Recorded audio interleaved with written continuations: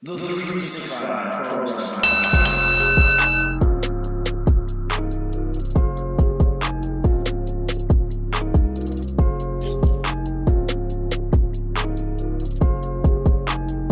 365 Nation, Eddie Osborne here. It is episode number 39.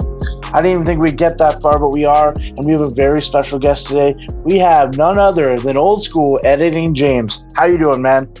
I'm doing great. How about yourself? Great. I'm talking to you. We're talking to the head official of PWA, supposed to be of 365. You've ran into some injuries, but once you're clear in April, if everything goes good, we'll have you back in back at the events. Fingers crossed. Everything's going good so far. Definitely. So can you tell people, I know a lot of people do know we've told the story on the YouTube channel for Zebra's Corner, but for those people who haven't listened yet and heard the story, can you tell them what happened? Well, basically, now, number one, if you haven't seen me, I'm 65 years old. I'm an old timer at a show in a different promotion, an old school wrestler. In other words, he's about 250 pounds. Long story short, I did a run in because the other referee got injured. I got in the ring. They knocked me out cold within 10 seconds. When I got my senses back, I rolled out of the ring to stay out of the way. And unfortunately, the other wrestler didn't know where I was. When he leapt out of the ring, had no idea I was there, and jumped squarely on the right side of my face. No problems, except my vision started to go blurry about 3 weeks later. I never even put the two together until, not that long ago. And I had a stroke in my eye. That's something I hadn't heard of. And the treatment is a needle in the eye once a month. So that, and it's, and a needle in the eye feels exactly like a needle in the eye. So my vision got very bad in the last 6 months. So I went, I'm going to the eye doctor once a month, a specialist. And he finally just looked at me and went, "Oh my gosh, you've got cataracts on top of that." So right now what I'm doing is, I hope it's an April return, but basically I'm just waiting for a date for an operation for my cataracts. And I unfortunately, I just feel unsafe driving. For the people out west, Ontario boasts about 40 promotions, even more than that. And I'm pretty busy, but I have to do a lot of driving. I'm in a remote part of Ontario, so I drive by myself, and I'm a little bit nervous about driving at nighttime in the winter. So that's what's curtailed my activities. In fact, I've been reffing since 2000. This is the first month I've had off in probably a decade. So, yeah, so I'm kind of sad about that, but this is the first month I don't have any bookings at this point in time. Otherwise, I'm just keeping them local or during the daytime if I can. That's crazy. And for someone to, accidents happen all the time in pro wrestling, stuff happens, but for a person to land on your head and then not even know about it and your vision starts going, like, you wouldn't put two and two together at first. It would take, probably your doctor mentioned something about it. I asked him, would trauma to the head affect it? And he said yes. And then I went back in my head and tried to think of what happened. But to this day, that wrestler has no idea. I won't tell him. And I guess I know he was so apologetic. He was an American gentleman, so I know he probably won't be listening to this. But he felt so bad when he did it, and he just didn't know where I was in the ring. Hadn't realized that I'd rolled out to make them safe, to give them some room, and to make it safe for myself as well. But stuff happens. It's wrestling. It does. It is pro wrestling.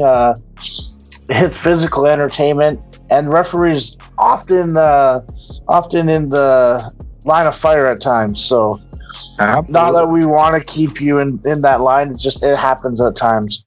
But it's a physical sport. Yeah, it's physical sport indeed. So it happens. You mentioned you started in 2000, and you started with Ron Hutchinson at Apocalypse, correct? I did. He had I was a teacher, elementary school teacher, so I had the summers off, and I asked him if I could do something. So his original idea was for me to replace this lady as the commissioner of the AWF. The lady's name was Trish Stratus. And unfortunately, that didn't work out. And one day we were just chatting online. We hadn't seen each other in probably 15 years. And he said, well, why don't you come down to the C&E, our local, fair, and in Toronto. And he said, maybe I can get you to do something. So I went out there, and he says, do you have some running shoes with you? True story. And I said, yeah. He says, good, throw them on. You're reffing the next match. And the next match was Sin, who played Kazarni in the WWE. Against a Vijay Singh, who was a very, very underrated wrestler out there. Both big boys, and that was my first match, a 15-minute draw. So, wow. The most famous thing, of course, was I looked up some results. June 24th, 2004, I reffed Eddie Osborne for the first time. So there you go. And that was in Collingwood, I'm guessing, for Ring and Ears, or... And unfortunately, you didn't win. It was against Joe E. Legend. Nice. I remember that match because I wanted to stop saying "come on," like "come on, ref" or something like that. So I think I said "Jesus" about 47 times. And then I watched the match back. And I'm like, oh, we'll go with "come on" over "Jesus." It was terrible, but I learned a ton in that match. I do remember that. Well, 3 days later, you were working against Robbie McAllister of the Highlanders. So there you go. You had some pretty good competition back in the day. Definitely. And Robbie was one of the first guys I got in the ring with in Cambridge when I first started wrestling. He's like, wow, what do you want to do? I'm like, anything. He's like, oh, drop a knee on that guy's head. I'm like, pardon me? He's like, yeah, drop a knee on his head. So that's how I was introduced to Robbie. But we're lucky here in Ontario because the quality of wrestler here is so good. On the same cards there, Johnny Giabasco was wrestling, who ended up being Santino Marella, and it was a good era of wrestling, that 2003, 2004. A lot of good names out there that ended up making it in the biz. For sure. And so Sin, I know of Sin quite a bit. Was Singh one of the Singhs from the Gamma Singh family? I wish, but no, he was just okay. He ended up. I saw him maybe 5 years ago, and he ended up going into the martial arts. But just a super nice guy, and a really underrated wrestler in the Toronto area. So you mentioned you're 65 years old, and you've been active since 2001. This is your first month off, so obviously you have to stay in shape. And I've seen some posts online and everything about how you do that, but can you tell the fans how you keep in shape and how you keep being able to ref at this age? Well, one of the things is I retired, so there's no stress from work, which is nice. And because of that, I'm at the gym 5 to 6 times a week, and I discovered dancing. So I do Zumba and I do soca dancing, as well as the weights and elliptical and all that stuff. And it becomes a social thing as much as a gym thing. And the movements, the side-to-side movements and up and down and all those kind of things, and the squats, perfect for refereeing. So it worked out really, really well. I lost a bunch of weight, and I'm embarrassed how heavy I was when I was reffing at the beginning. So I'm down to a slim trim 178 right now, so I'm pretty happy with that. Fantastic. And I mentioned this because I knew you did the dancing, and I wasn't sure if you did it beforehand or not, because one day, I think it was probably Lenny Lilac, Jeff Black, Eric, probably that crew. We were on a Ruffy show for PWA North, and we invited you back to I think we were going to a restaurant or just somewhere to eat some food or something like that, and you came out, and there was some music on, and you did a little jig there, and I was popped. I'm like, this guy's hilarious. We got to have him out more. And that's how I really remember meeting you. Like, I remember meeting you as a referee, but at that point in life, I was just trying to get through those matches and learn. Well, you see, that was a very famous night because Carlito was on the card, and it was at Holland Landing, and it was some kind of duck dynasty night. So everybody was dressed up. So I found the first lady I saw. I just loved to dance. And I remember seeing a girl sitting with Carlito, and you could just see her eyes that she didn't understand. She wanted to come up and dance, but she didn't. And I didn't know her that well, and didn't even know at the time that she was a worker. And that was the very first night I met the beautiful Bia, who became my best friend in wrestling. So wow, I didn't know it was Bia. That's amazing. Yep, she wasn't wrestling. Dancing, and I popped for it. Yeah, and I think she saw the dancing and she wanted to come up and join me. And I said later, when I met her maybe 6 months later, I said, you really wanted to dance, didn't you? And she said, yeah. And so now she just goes out, and when she wrestles, she steals all my moves. So that's all I can say. The end. Amazing.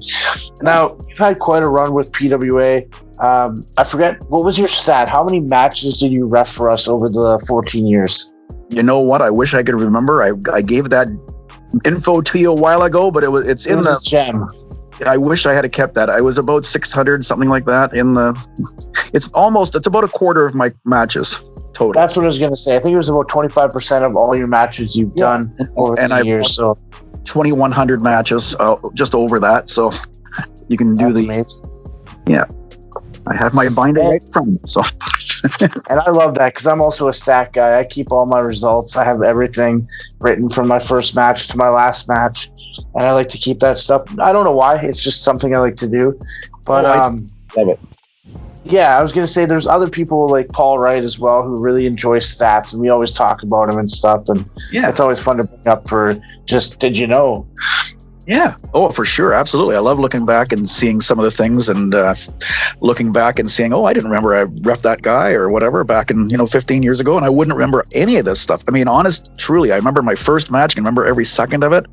You asked me who I reffed last Sunday and I have to think. Well, that's where I was going to go with this as well. You've reffed a lot of talented wrestlers. You mentioned right off the hop with Sin, Kazarni, as some people know him. Yeah. Who else have you reffed who you really enjoyed? And then after that, who's somebody who you'd like to ref in the future? Okay, that's going to be an easy one, but I'm going to go through. I happen to have a wall of fame here, so I'm just going to look through. I've refereed. I'm going to take a breath here. Nikolai Volkov, Raven. Who else? Joey Legend, obviously. Samoa Joe, Jeff Jarrett, Stan Severin. Believe it or not, I've even reffed the Young Bucks for PWA. And Matt Seidel, and I'm just looking at the pictures here. And a really fun night was Harry Smith versus Bobby Lashley. As well, the most famous one, if you go to Wikipedia and look up Fit Finlay, it's a picture of me because I reffed him against Harry Smith as well. I've reffed Rikishi, who I really enjoyed reffing. I've reffed Kenny Anderson. Been in the ring with managers Ricky Steamboat and Ted DiBiase. Lots of Hacksaw Jim Duggan matches, few Jake the Snake matches, Luke the Bushwhacker for you, and Carlito, of course. So there's a handful of people. The person I would love to ref is Pete Dunne. I don't know what I would do about his finger thing, but he's my very favorite wrestler right now. Is that because he's your favorite wrestler, or because you went to a seminar, didn't you? Or I believe there's something. Maybe you encouraged people to go to a seminar as one of those things. I supported a girl wrestler friend of mine to do that. That's awesome. Yeah. Because he's so good, and she hadn't heard of him, and when she saw him, she just went, "This is amazing," and it's one of the best seminars she's been at. And he just looked at her and said, "You fight like a dude." So she was really pumped for the night, and yeah. So out of all those guys, have any of them given you any tips or any tricks or anything that you use a lot, like today? No, you know what? And here's the, and I'm not trying to moan and groan or anything or complain because I'm the luckiest guy in the world, but nobody really helped me for my first 15 years. And that's the truth. Ronnie threw me in the ring, and he's one of my best friends. We go to Cauliflower Alley every year, but I really got no training whatsoever. And now, I was at a seminar 3 weeks ago with Hornet from NXT.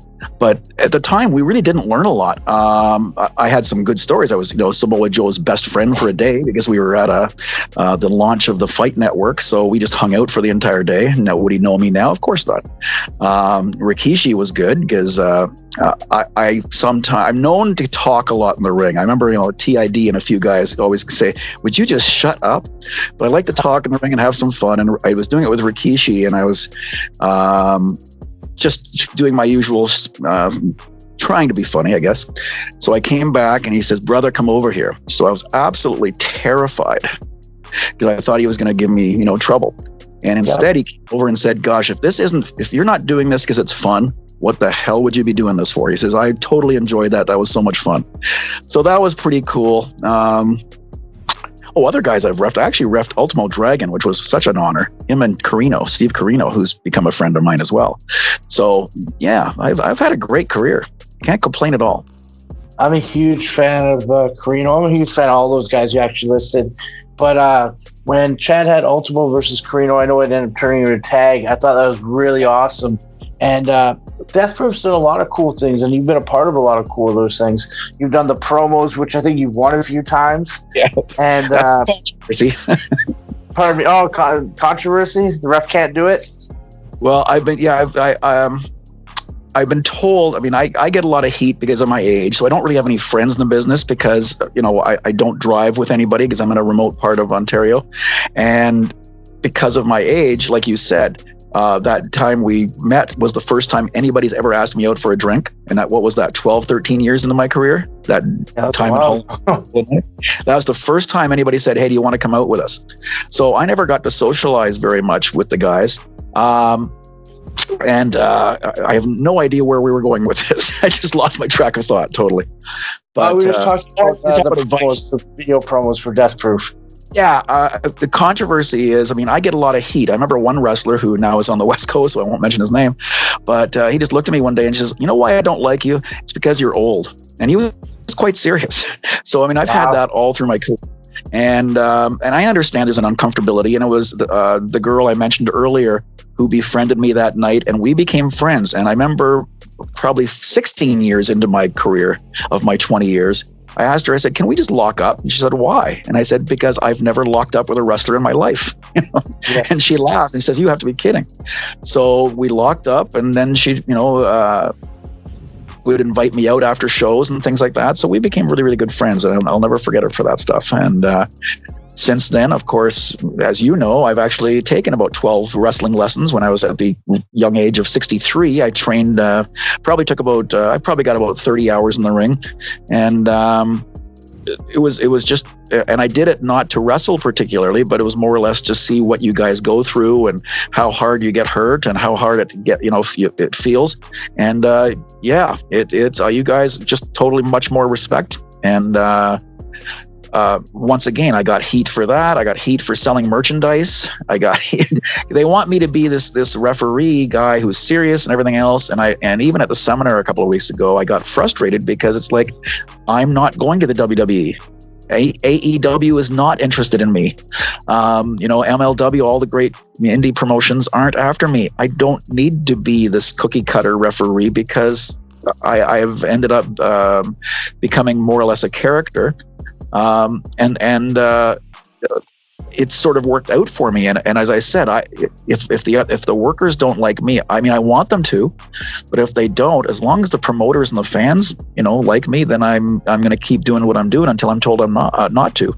But, and I'm a good listener. If you tell me to do something, I'll do it. If you tell me not to do it, I'll do it. But basically, one of the things I love about 365 is they're coming out with firm, rules that I can work with.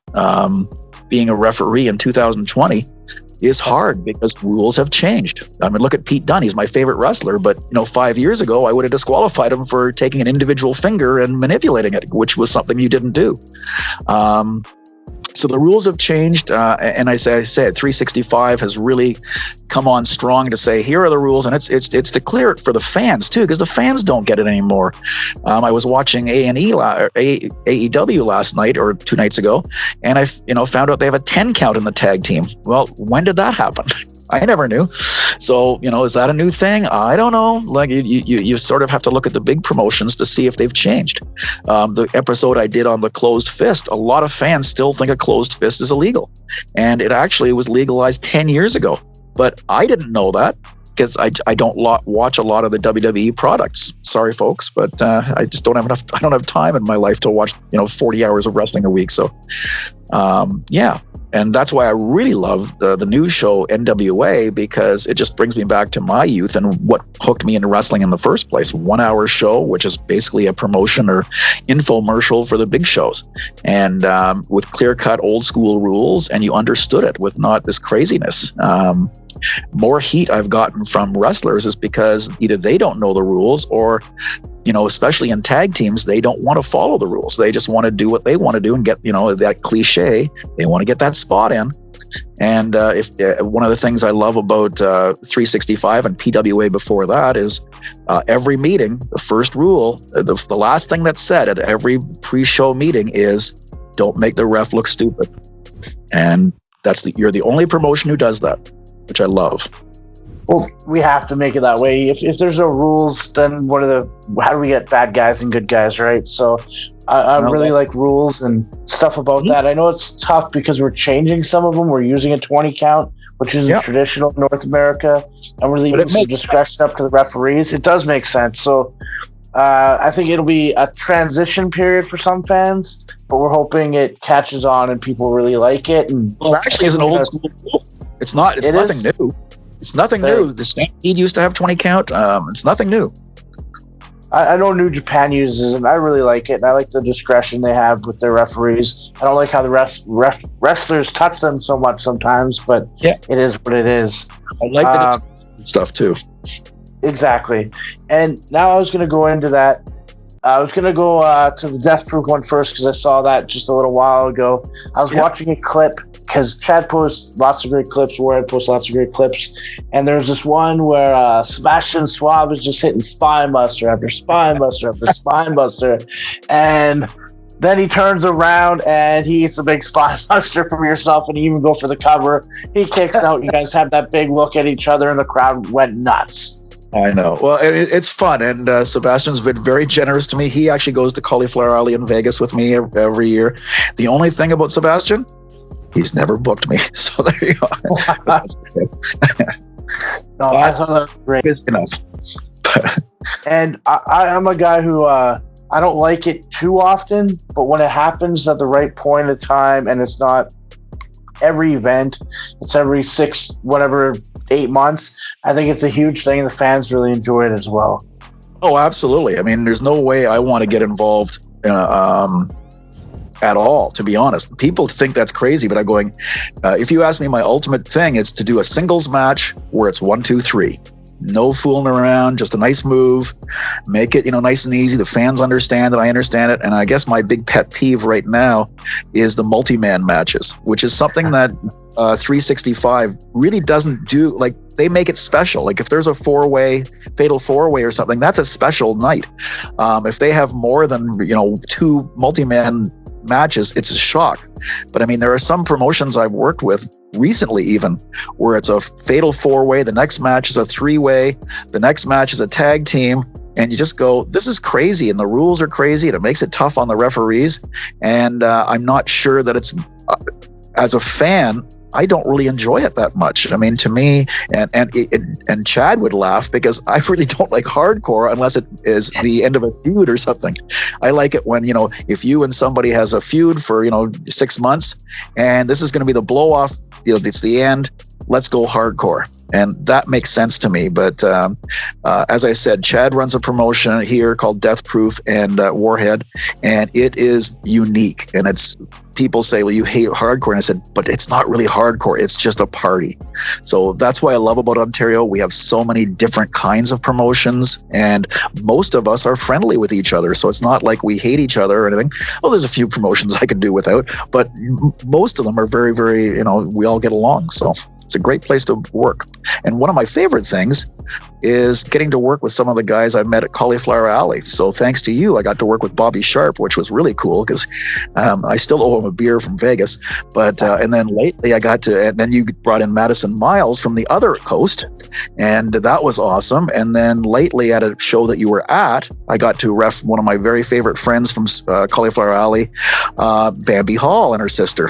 So that was, those are two, some of my highlights. I know you mentioned, we mentioned all the famous people I've ref, but doing something like that means just as much to me. I love that.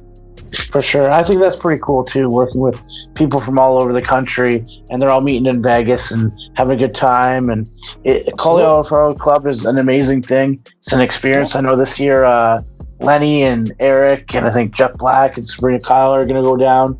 I'm going to see if I can make it down. We'll see what happens. I've always wanted to. Great guys like Star and Bambi, and I think Liza goes too, and Raven Lake, and there's so many great people down there. So it's a great time. East Coast has a great contingent there, as well as the East Coast. So Ontario really isn't represented as well as it could be. So I have friends from coast to coast, I can say, from wrestling. And when I get to work with them or get to, recommend a certain wrestler and they'll bring them in, which is kind of nice. I feel kind of important there too, because I know that specific girl that I was talking about, we got her out the East Coast, and she was surprised because I've never been there, but she said everywhere she went, they were saying, "Oh, you're friends with Old School." So that was nice. Helped put her over a bit. For sure. And I'm going to wrap this up, but first I got to talk about the match. In PWA, it was a 5-on-5, and you were a part of that. Do you remember that match? And if so, what do you remember about it? It was the biggest thrill of my life. At the time, you had a gentleman there, Jimmy King, who trained with Ron Hutchison. I never worked with him then because he was even before. He was like in the 90s. And my favorite thing about that match is he wouldn't sell for me if he was paid. The minute I was free, he would punch me in the face, and he didn't give me anything, where everybody else was so kind and so wonderful. It definitely was the thrill of my life, and I wasn't trained at that point, so I really wasn't able to do everything I wanted to do, but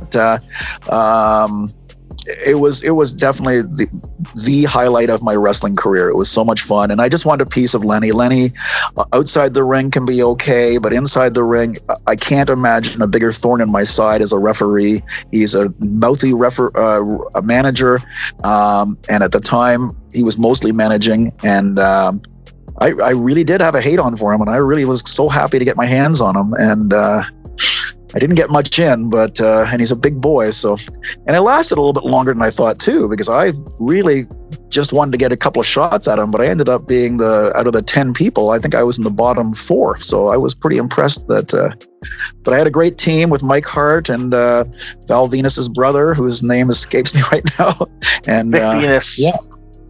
Yeah, that's right, Vic Venus, and it was just a great experience. Everybody was so generous with me and kind, and as I said, my favorite thing was getting a few shots in at Lenny, so I was happy. And like you said, I don't want to.